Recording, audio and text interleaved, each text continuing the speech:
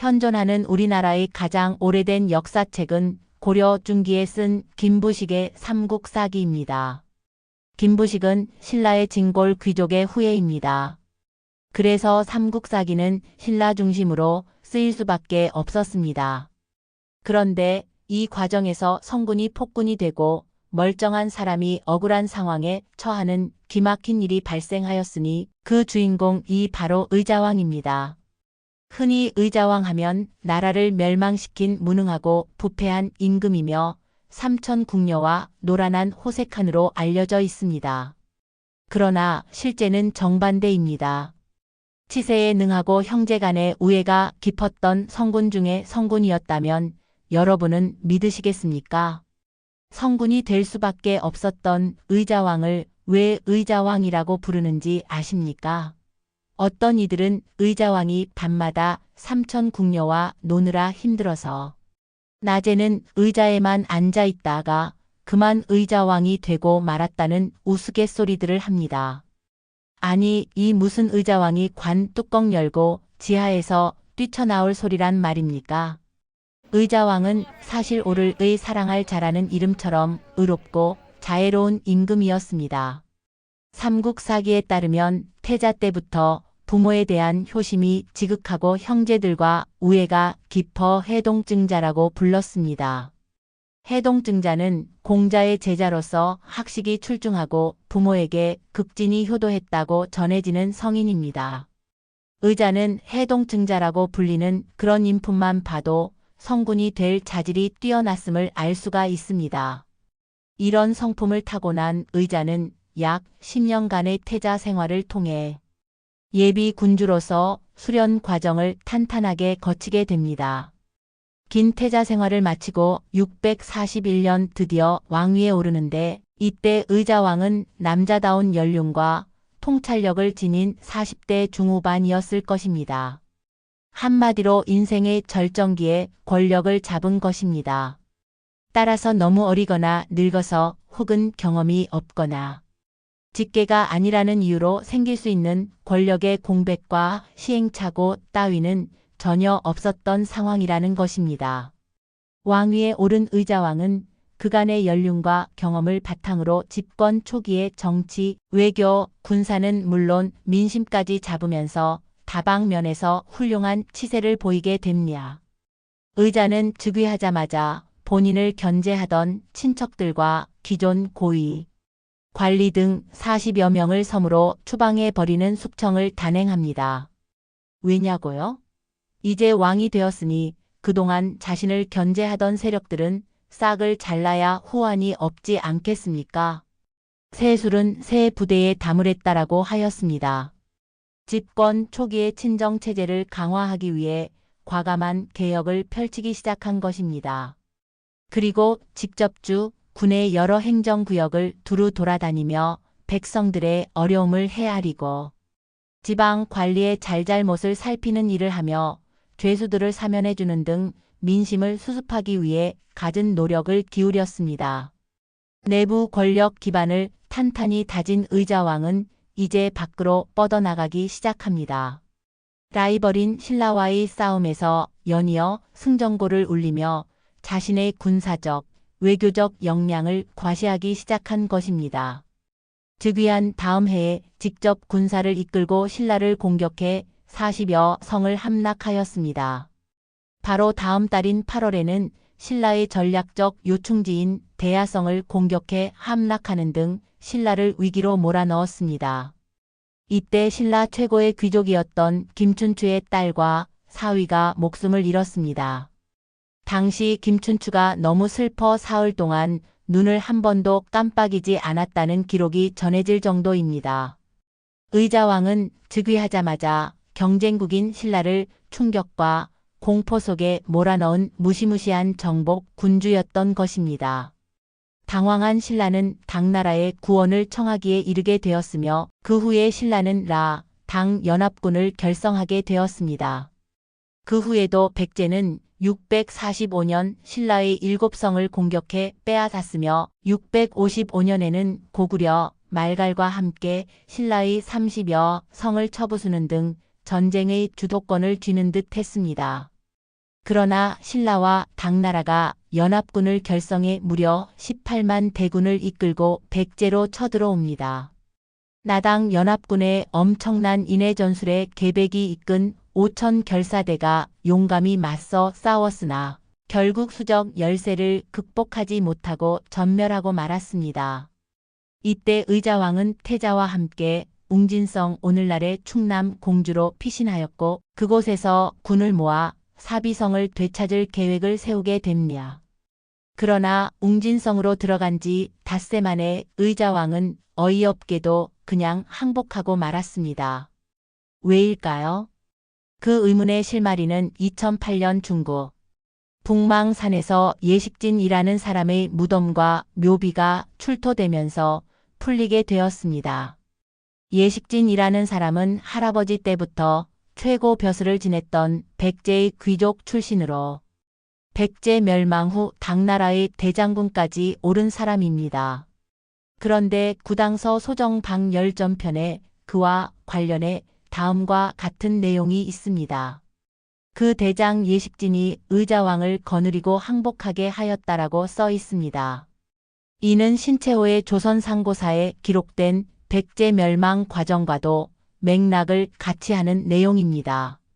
웅진성의 수성 대장 예식진으로 추정되는 이가 의자왕을 잡아 항복하라 하니 의자왕이 동맥을 끊었으나 끊기지 않아 당의 포로가 되어 묶이어 끌려가니 이 두 기지의 기록으로 보아 의자왕은 스스로 당나라에 항복했던 것이 아니라 믿었던 신하인 예식진에게 배신을 당하였음을 알 수가 있습니다. 의자왕은 예식진이 지키고 있는 웅진성으로 몸을 피해왔는데 예식진이 의자왕을 배신하고 당에 항복했다는 것입니다. 그러나 삼국사기에는 의자왕이 태자와 웅진 방령군을 거느리고 스스로 웅진성을 나와 항복했다고 기록되어 있습니다. 무엇이 사실인지는 정확히 알 수는 없으나 논란이 되고 있는 건 사실입니다. 그러나 분명한 것은 우리가 흔히 알고 있는 것처럼 의자왕이 사치와 향락을 일삼고 정사를 등한시하다가 앉아서 나라를 내준 것은 아니라는 것입니다. 포로가 된 의자왕은 당의 소정방과 신라 무열왕에게 술잔을 올리는 등 굴욕을 겪은 뒤 왕자들과 대신 80여 명 그리고 백성 1만 2천여 명과 함께 당나라로 끌려갔습니다. 그 후 그곳에서 포로가 되어 문책 등 갖은 고초를 당하다가 그 해에 바로 병사하고 말았습니다. 당시 의자왕의 나이가 이미 60이 넘었을 것으로 추정되며 연로한 나이와 고된 여정과 그리고 나라를 빼앗긴 허망함 등이 원인이 되어 사망한 것으로 추정되는 것입니다. 700년 역사의 백제는 이렇게 무너지고 말았으며 의자왕은 망국의 주범이 되었습니다. 역사는 승자들의 기록인 것이며 신라 입장에서는 백제가 멸망할 수밖에 없었던 이유들이 필요하였을 것입니다. 그래서 백제 말년의 역사는 특히 더 부정적으로 묘사되었을 것입니다. 의자왕 말년 태자궁을 수리했는데 대단히 사치스러웠다라는 내용과 왕이 궁녀들과 주색에 빠져 술 마시기를 그치지 않았다라는 이야기와 궁궐, 나무가 사람같이 울었다라는 내용과 우물이 핏빛으로 변했다라는 등의 흉흉한 사건들도 기록되어 있습니다. 그러나 이런 말을 모두 그대로 믿을 수 있을까요? 현재 백제인의 시각에서 서술한 역사서는 전하지 않고 있습니다. 백제와 적대 관계였던 신라의 흡수 통일된 뒤 신라인의 시각에서 전하는 삼국사기만 남아있기에 의자왕에 대한 평가가 부정적인 것은 어쩔 수 없었을 것입니다. 그러나 의자왕이 삼천궁녀를 거느렸던 호색한이었다는 것은 기록에 존재하지 않는 역사입니다. 의자왕 하면 많은 사람이 가장 먼저 떠올리는 것이 삼천궁녀입니다. 의자왕이 술과 유흥에 빠져 국사를 돌보지 않아 나라를 멸망시켰다고 합니다. 그 상징적인 존재로 낙화암에서 투신한 삼천궁녀를 거론하고 있습니다. 그렇다면 삼천궁녀라는 말은 대체 어디서 나온 것일까요? 백제의 삼천궁녀 이야기는 주로 역사적인 기록보다는 전설과 설화로 알려져 있으며 실제 역사적인 사실과는 다를 수 있습니다. 삼천궁녀라는 표현은 백제의 마지막 왕인 의자왕과 관련된 이야기로 자주 등장하는데 주로 백제의 멸망과 관련된 비극적인 사건과 결합되어 전해지고 있습니다. 삼천궁녀의 전설로 전해지는 이야기에서 의자왕은 백제의 수도인 한성에서 궁녀들을 3,000명이나 두고 있었다고 전해집니다. 이 수치는 상징적인 의미를 가진 것으로 볼 수 있으며 궁녀들 중 많은 이들이 의자왕의 궁전에 소속된 여인들이라는 의미로 해석됩니다. 삼천궁녀의 이야기는 후에 백제의 멸망과 연관되며 궁녀들이 백제의 몰락 후 나가서 한 많은 삶을 살았다는 식으로 묘사되고 있습니다. 따라서 삼천궁녀라는 표현은 역사적 사실이라기보다는 전설적인 이야기로 백제의 몰락과 관련된 비극적인 정서와 함께 후세에 전해진 이야기로 보는 것이 정확할 것입니다. 실제로 3,000명이라는 숫자는 과장된 수치일 가능성이 크고 상징적인 의미로서 의자왕의 궁녀들이 많았다는 것을 나타내는데 사용된 것일 수 있습니다. 역사적인 근거를 살펴보면 삼천궁녀라는 말은 조선 중기 시인인 민재인이 쓴 백마강부라는 시에서 처음 찾아볼 수 있습니다. 이 시에 궁녀수 3천이라는 말이 처음 등장하는데 이는 실제 숫자를 헤아린 게 아니라 궁녀가 많다를 상징하는 문학적 표현으로 보아야 할 것입니다. 왜냐하면 백제 사비성이 함락되자 삼천궁녀가 몸을 던져 투신했다는 낙화암을 가보셨나요? 실제 낙화암이 있는 궁터에 가보셨습니까? 궁녀라면 궁에서 살았을 텐데 이곳에 막상 찾아가 보면 협소하여 3,000명의 궁녀가 기거할 만한 공간이 없음을 알 수가 있습니다. 3,000명이 단순히 운집할 수 있는 공간조차도 없습니다. 또 3,000명의 궁녀가 뛰어내릴 만한 공간도 없습니다. 말이야 바른 말을 해야지요. 조선시대 궁녀의 수가 최대 600명이라고 전하고 있는데 어떻게 사비성의 궁녀가 3,000명이 될 수 있겠습니까? 게다가 당시의 기록을 살펴보면 그 어디에도 삼천궁녀에 대한 언급이 없습니다. 조선 중기 한 시인의 상징적 시구 하나가 졸지에 성군을 폭군도 아닌 황음무도한 군주로 둔갑시킨 것입니다. 이것이 전해져 1911년 윤승환의 소설 유신에서 그 표현이 반복되었고 오늘날에 이르러 여러 대중가요 속에 계속해서 쓰이면서 기정사실처럼 받아들여지고 있는 것입니다. 말년에 나당 연합군의 침공을 막아내지 못하고 항복함으로써 백제의 마지막 왕이 된 비운의 군주 의자왕은 해동증자라고 불리며 성군 소리를 들었습니다. 적극적인 개혁 정치로 국정을 쇄신하였으며 멸망하기 불과 5년 전만 해도 신라를 공격해 30여 성을 빼앗았다는 기록이 전할 만큼 적극적인 정복 사업을 벌이던 유능한 왕이었습니다.